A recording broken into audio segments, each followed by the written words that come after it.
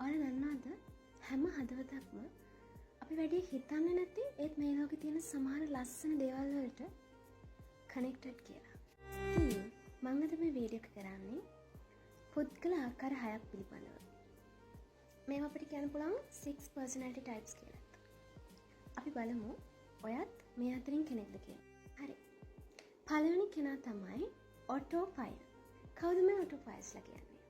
ඔටෝෆයිල්ස්ලා කියලා කියන්නේ තවනි වෙන්න, තනි වෙන්න. මේක තමයි මෙයාලගේ තීරණය. මෙයාලා හැම තිස්සෙම හිතනවා නිවෙන්න නම් ජීවිතේ තියෙන හොඳම විදිය තමයි තනි වීම. මෙයාලා හරි කැමති හුදකලාවට. කියන්නේ මේකෙන් අදහස් වෙන්නේ මේ සමාජයෙන් කොන් වෙලා සමාජයෙන් ඈත් වෙලා එහෙම ඉන්න පිරිසක් නෙමෙයි ඔටෝෆයිල්ස්ලා කියන්නේ.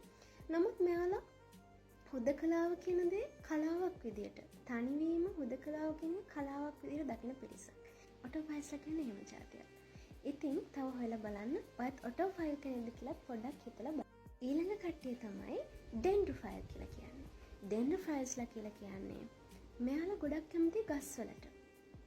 සාමාන්‍යයෙන් අපි හැමෝම ගස්වලට කැමති තමයි. හැබැයි අපේ කැමැත්තට වඩා ඔබට ගියපු ටිකක් ඒ කැමැත්තෙන් ඔබට ගියපු කැමැත්ත තමයි මේ ඩෙන්ඩ්‍රොෆයිල්ස්ලාට තියෙන්නේ.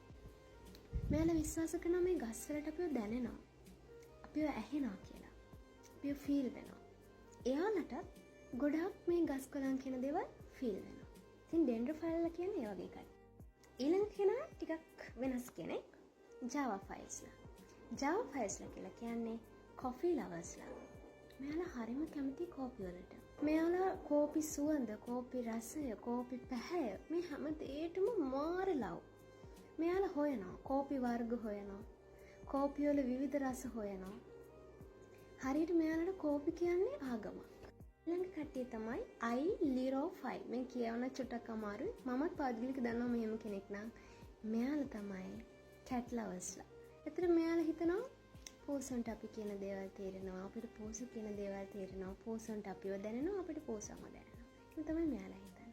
ඉතින් පෝස කියන සතාට මාර විදිහට ආදරය කරන පිරිසක් තමයි අයිලිරෝෆයිල්ස්ලා කියලා කියන්නේ. ඊළඟට නෙපෝෆයිල්ස්ලා.